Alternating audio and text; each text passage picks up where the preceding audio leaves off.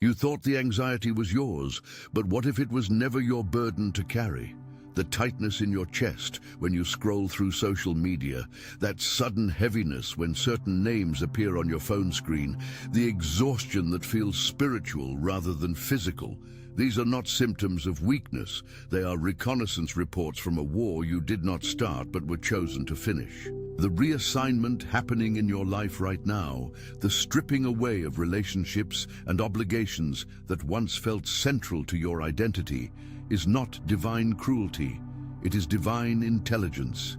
Heaven has identified the surveillance system operating through your divided attention, and what you're experiencing is the systematic dismantling of access points that monitoring spirits have been exploiting to delay what has already been legally released in your favor in the courts of heaven. When God narrows your focus this dramatically, when He essentially commands you to drop every secondary mission and pursue only what He has explicitly assigned, He is not being controlling. He is being surgical.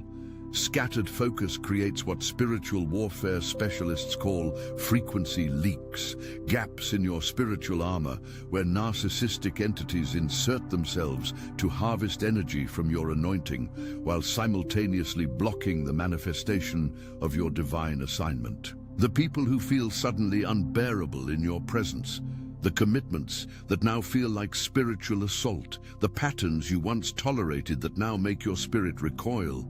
These shifts are not evidence of your intolerance. They are evidence of your upgrade. You are being recalibrated to a frequency that exposes rather than accommodates, that disrupts rather than blends, that threatens the very monitoring systems that have been feeding off your potential while keeping you circling the same spiritual block for years. That is why in the trilogy, The 3 Keys to a Prosperous Life, the link is in the pinned comment, I explain how chosen ones are not randomly selected. They are strategically targeted by both heaven and hell because of the jurisdictional authority they carry in territories most people will never access. This is not motivational speech. This is warfare intelligence. The narcissistic pattern you have been navigating is not about difficult personalities. It is about demonic assignment. When someone in your life operates as an energetic anchor, they do so through a system of relational debt that has been carefully constructed over months or years to make you believe that loyalty equals suffering, that love equals endless explanation, that setting boundaries equals betrayal. This is not organic relationship dynamics. This is gaslighting at the soul level. A coordinated spiritual operation designed to keep you managing multiple agendas so you never fully commit to the one assignment that threatens their access to your anointing. Notice the pattern.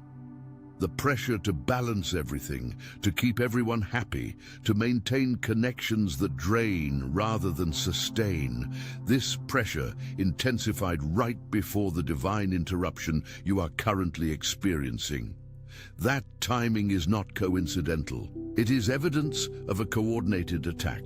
Narcissists do not fear your anger, because anger can be manipulated, redirected, and weaponized against you. What they fear is your clarity. The moment you stop negotiating with voices that were never divinely assigned to your journey, the moment you stop defending decisions that heaven already approved, the moment you withdraw your energy from relationships built on extraction rather than exchange, their monitoring frequency loses signal. They can no longer track your movements. They can no longer predict your next step. They can no longer harvest the creative energy that flows from your anointing to fuel agendas that have nothing to do with your divine assignment. This is why the cutting feels so violent. You are not just ending relationships, you are terminating spiritual contracts. The smirking you have felt in rooms where you should feel safe, the subtle contempt that flashes across faces when you mention your goals, the way certain people go strategically silent when you share victories. These are not personality clashes. These are spiritual indicators that you are irritating the envy portal they have been feeding from without your conscious awareness. Your light does not just shine in a neutral, decorative way. It exposes, it reveals, it unmasks.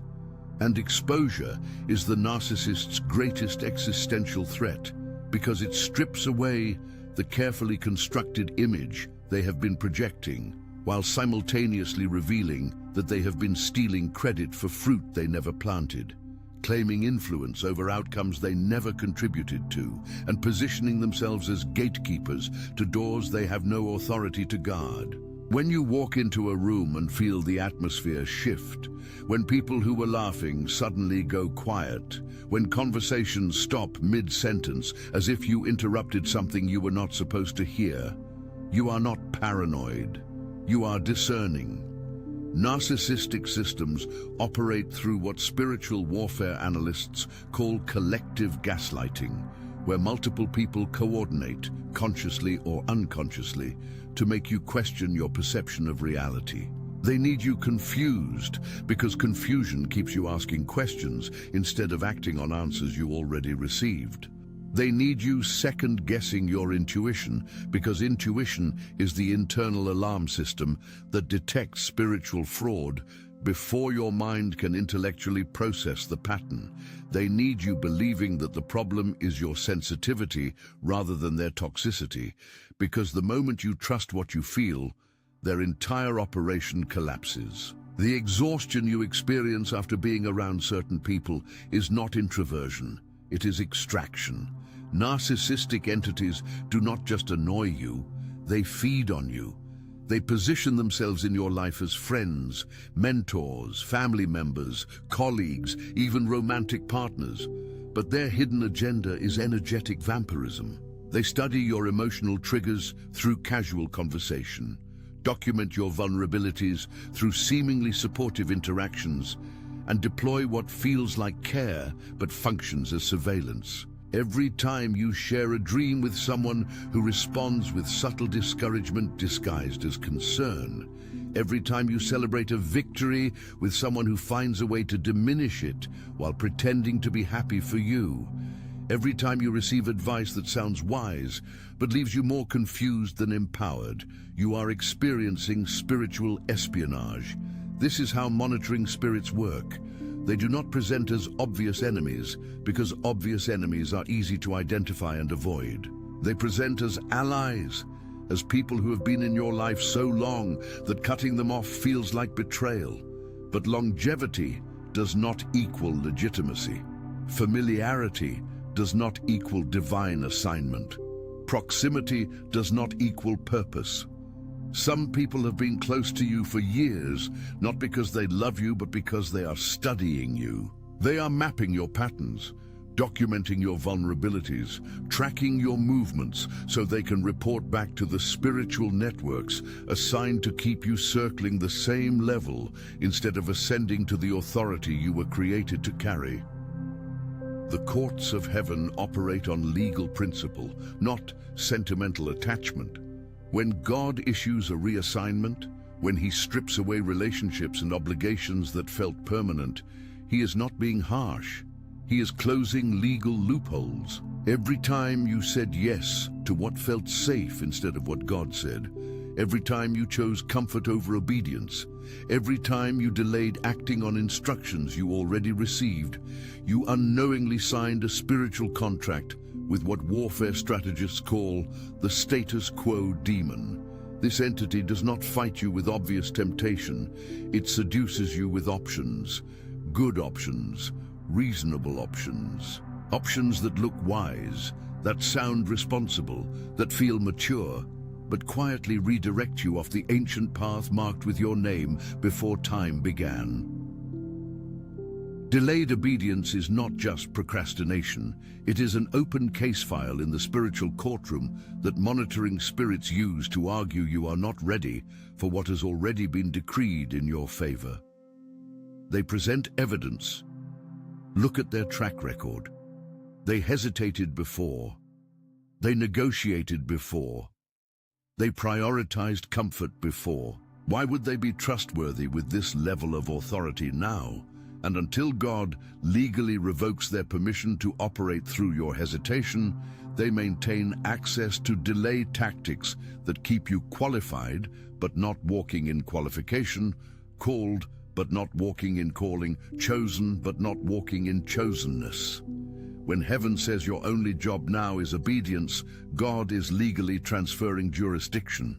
He is revoking the enemy's permission to argue delays based on your past patterns. He is declaring that everything you tolerated at level 3 will collapse your infrastructure at level 7. Greater oil requires stronger containers, and the stripping you are experiencing is not punishment.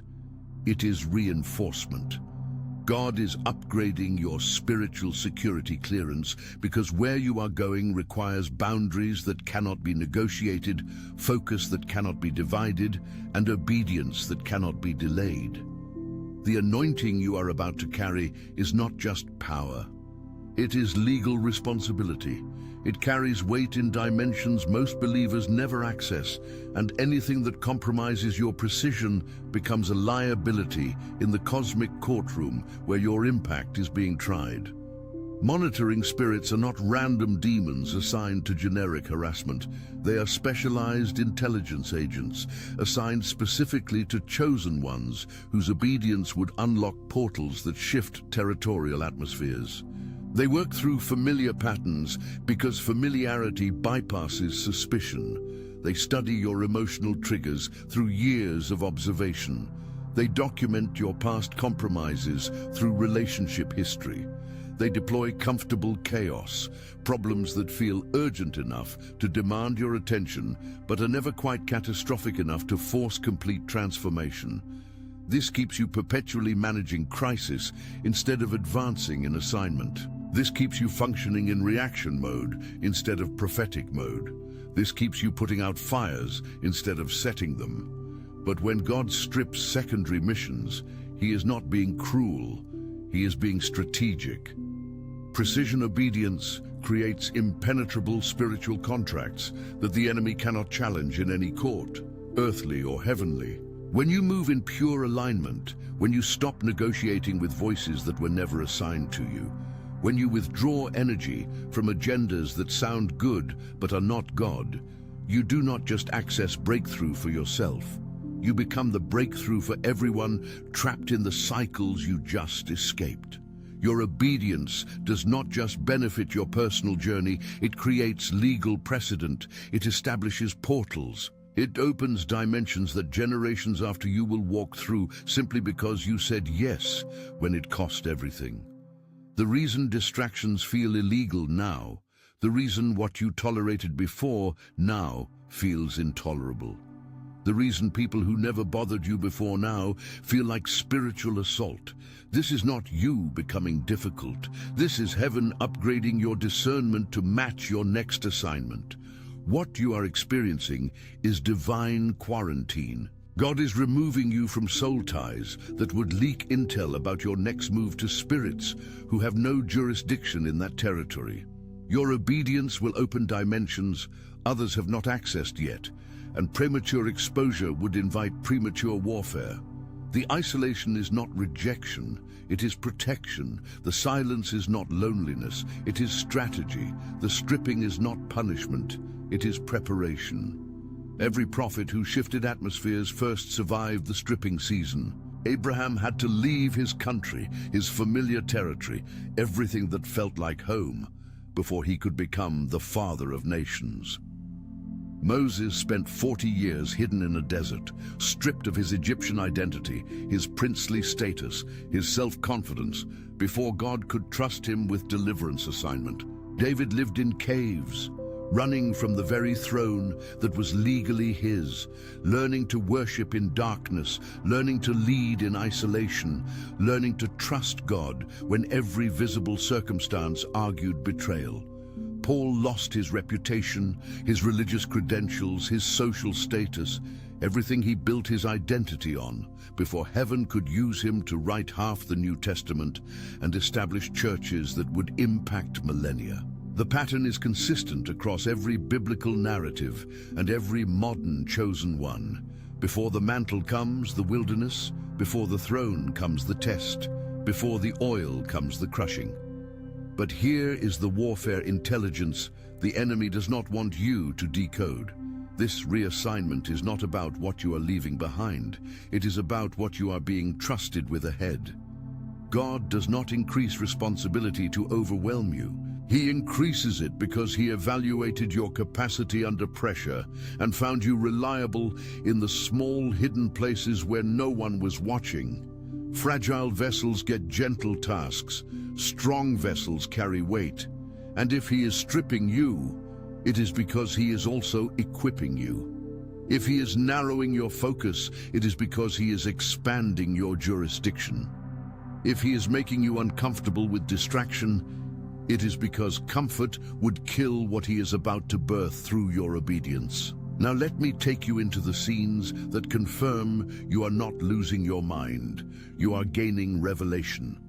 The first scene many chosen ones experience is the chase dream. You are running, legs pumping, heart pounding, desperation rising in your throat.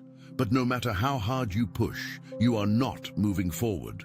The ground shifts beneath you like sand, or you run in slow motion while the threat behind you moves at normal speed. You wake up exhausted, drenched in sweat, feeling like you have been in an actual physical battle. This is not random subconscious processing. This is your spirit documenting the spiritual warfare happening in dimensions your conscious mind cannot perceive. The paralysis you feel in the dream mirrors the invisible barriers monitoring spirits erect around your progress in waking life. They cannot stop your destiny legally, but they can create psychological warfare that makes you stop yourself. The dream is revelation. It is your spirit showing you the invisible resistance, so you stop blaming yourself for delays that were never about your effort. You have been running, you have been trying, but something has been shifting the ground beneath you, and now that you know, you can address it in prayer instead of accepting it as normal. The second scene is the poisoned compliment. Someone close to you delivers what sounds like praise, but leaves you feeling worse than before they spoke. They say you are glowing, but their eyes are cold. They say they are proud of you, but their tone is laced with something you cannot name. They celebrate your victory, but within the same breath, they find a way to mention someone who did it better, faster, or with more ease. This is not accidental conversational flow. This is strategic spiritual assault. Narcissistic systems operate through covert toxicity because overt attacks can be identified and addressed. But subtle poison is harder to pinpoint. You walk away from the conversation confused, questioning why you feel deflated when you should feel encouraged. That confusion is the goal. It keeps you focused on managing your emotions instead of discerning their assignment. They need you doubting your perception, because the moment you trust what you feel, you will cut them off. And cutting them off means they lose access to the anointing they have been siphoning from your proximity without ever contributing to your purpose. The third scene is identity theft, but not the financial kind. This is spiritual plagiarism. You share an idea in a meeting and it gets dismissed or ignored. 2 weeks later, someone else presents the same concept, and suddenly it is brilliant. You launch a project, and someone close to you starts a nearly identical venture, but with better funding and more visibility. You develop a unique style, voice, or approach, and people who claim to support you begin mimicking your mannerisms, your vocabulary, your creative expressions. This is not flattery, this is theft. And it happens because your anointing produces fruit even in seed form. Narcissistic entities recognize the creative authority you carry, and instead of developing their own, they copy yours. They study how you think, how you create, how you navigate obstacles, and they duplicate the external patterns while lacking the internal substance. This is why their versions always feel hollow. They have the form but not the power. They have the presentation but not the presence, and deep down, they know it. That is why they respond with such hostility when you point out the obvious. They are terrified you will expose that everything they are celebrated for came from proximity to you, not from their own divine connection. The fourth scene is sleep paralysis. And if you have experienced it, you know the terror is unlike anything else. You wake up but cannot move. Your eyes are open but your body is frozen. You try to scream but no sound comes out. You feel weight on your chest, pressure in the room, malevolent presence hovering close. Sometimes you see figures, sometimes you just sense them. But either way, the experience is so visceral that you question whether it was a dream or an actual spiritual encounter.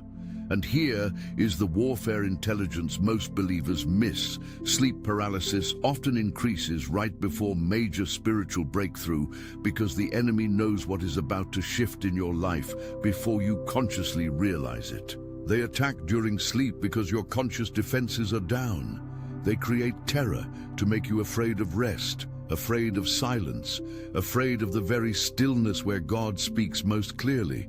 But what they intend for intimidation, God uses for confirmation. If the enemy is fighting this hard to keep you in fear, it is because your next level of authority terrifies him. Spiritual warfare is not proof of failure, it is proof of threat. You are not under attack because you are weak. You are under attack because your obedience will collapse demonic strongholds that have been standing for generations. The fifth scene is the burnt bulb. Electronics malfunction around you without logical explanation. Light bulbs blow when you walk into rooms. Your phone glitches during important conversations. Your computer crashes right before deadlines. Your car develops mysterious issues that mechanics cannot diagnose. At first, you assume it is bad luck or coincidence, but when the pattern becomes consistent, when it happens at spiritually significant moments, when devices work fine for everyone else but malfunction in your presence, you are not cursed. You are carrying such high spiritual voltage that the atmosphere around you is reacting. Anointing is not just metaphorical power, it is actual spiritual electricity that impacts physical reality. When your frequency shifts, when your anointing increases, when your authority expands, the material world responds because spirit governs matter, not the other way around. The burnt bulbs are not attacks, they are signs. Your spiritual wattage is increasing, and everything around you is adjusting to the upgrade. The sixth scene is the silence in the room. You walk into a gathering and conversations stop. Not because people are happy to see you, but because your presence disrupts something in the atmosphere. Demons operating through people go quiet when anointing walks into the room, because anointing exposes, it reveals, it unmasks. You feel the shift immediately, the fake smiles, the forced pleasantries, the sudden change in energy. People who were relaxed become tense. People who were laughing become serious. People who were animated become withdrawn. And you walk away feeling like you did something wrong. But you did not do anything wrong. Your presence is doing something right. It is disrupting the familiar spirits that were operating freely before you arrived. This is why chosen ones often feel like outsiders, even in rooms full of believers. It is not social awkwardness, it is spiritual authority. Your frequency does not blend, it confronts. And confrontation is uncomfortable for people who have built entire identities on pretense. The seventh scene is the unexpected betrayal. Someone you trusted, someone you invested in, someone you celebrated, someone who claimed to love you, turns on you. And it is not a gradual distancing. It is sudden, vicious, and public. They expose what you shared in confidence. They weaponize your vulnerabilities. They align with your enemies. And the shock is so profound because you never saw it coming. But God saw it. He knew their assignment before you ever met them. He allowed them close not to hurt you, but to reveal what was hidden. Judas had to betray Jesus, so Jesus could fulfill what could only be accomplished through betrayal. Not all Judas figures are sent by the enemy. Some are allowed by God to expose what would have remained concealed, to cut what would have clung, to remove what would have delayed. The pain is real, the betrayal is legitimate, but the purpose is greater than the wound. That betrayal launched you into the isolation that prepared you for the assignment they could never access. Their exit was not your loss, it was your promotion. The eighth scene is the reacting animal. Dogs bark at certain people in your life for no visible reason. Cats avoid them. Birds fly away when they approach. Animals have spiritual sensitivity humans have trained themselves to ignore. When your pet reacts negatively to someone who seems perfectly friendly, trust the animal over the performance. Animals do not respond to social cues or polite conversation. They respond to frequency. They sense what is beneath the surface. They detect spirits attached to humans that the humans themselves may not even be aware of. If your dog growls at your friend, if your cat hides when your family member visits, if animals in your environment consistently react with fear or aggression toward someone who has done nothing to them, that is not the animal being poorly trained. That is the animal trying to warn you about spiritual assignments you cannot see with natural eyes. The ninth scene is numerical coincidence. You wake up at 3:33 every night for weeks. You glance at the clock, and it is always 11:11.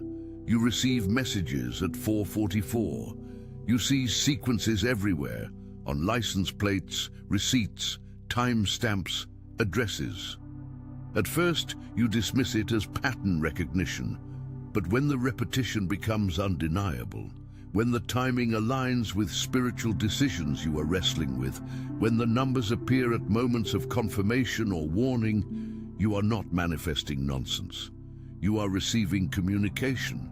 God speaks through patterns because patterns bypass intellectual resistance. Numbers are universal language.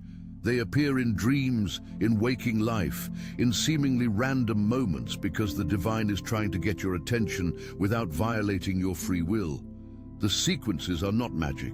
They are markers. They are divine timestamps, confirming you are on the right path, warning you of what to avoid, or reminding you that heaven is actively involved in details you thought were too small for God to care about. The 10th scene is the lonely victory. You achieve something you have been working toward for years. You reach a milestone. You overcome an obstacle. You manifest breakthrough. And there is no one to celebrate with. The people you thought would be there are absent, silent, or dismissive. You share the news and the responses are lukewarm. You expect excitement and you get indifference. You expect support and you get subtle criticism disguised as concern. This is not because your victory is not significant. It is because your victory exposes how far they have not come. It is because your progress reveals their stagnation. It is because your breakthrough threatens the narrative they have been telling themselves about why they are still where they are. Chosen ones celebrate alone not because they are unsupported, but because they are untouchable. You have accessed a dimension that requires a level of obedience they are not willing to pay. So they cannot celebrate what they do not understand, cannot support what they secretly resent, cannot rejoice in what reminds them of their own compromise.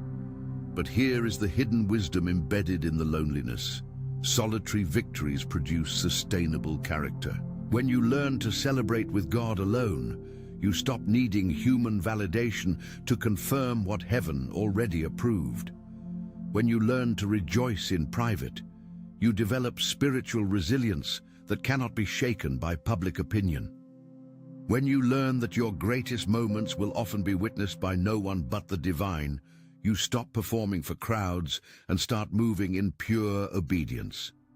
The loneliness is not punishment. It is preparation for a level of influence where applause could corrupt you, where visibility could distract you, where fame could derail you. God keeps you hidden until you are so secure in His approval that human rejection cannot move you and human celebration cannot seduce you. Every point in this journey reveals layers most believers never access because they stop at discomfort, instead of pressing into the revelation hidden within the pain. The narcissistic pattern you have been navigating is not just about toxic people. It is about a coordinated demonic system designed to keep chosen ones circling the same spiritual block through relational manipulation.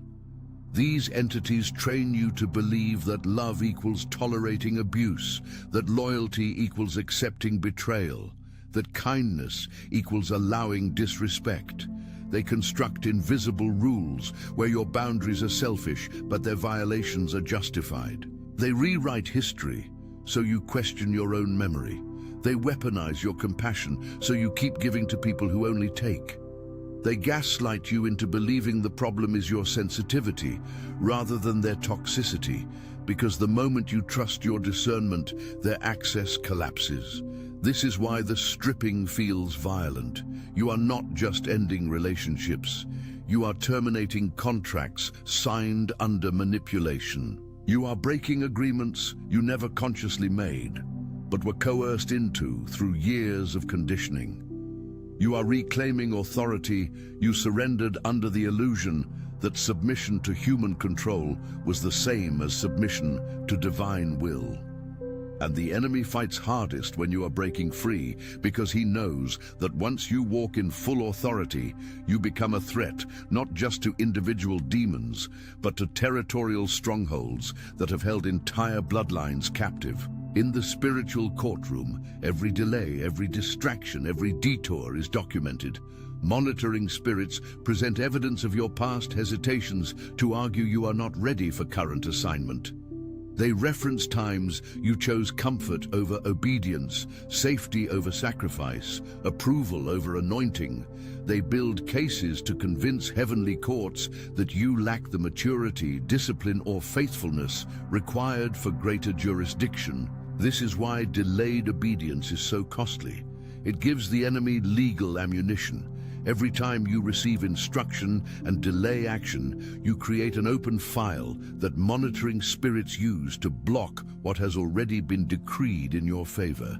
But when God issues a reassignment, when he strips away secondary missions and demands singular focus, he is closing those files. He is revoking the enemy's permission to argue delays based on your past. He is legally transferring you from probation to promotion, from qualification to activation, from called to commissioned. The stripping is not evidence of divine anger. It is evidence of divine trust. God removes what would compromise your next level, because where you are going requires a purity of focus that cannot be negotiated, a quality of obedience that cannot be partial, and a depth of surrender that cannot be conditional. Greater anointing requires stronger containers. This is why everything that felt fine at level 3 becomes unbearable at level 7. The relationships that drained you slowly before now feel like spiritual assault, because your capacity has increased and your tolerance for toxicity has decreased. The distractions that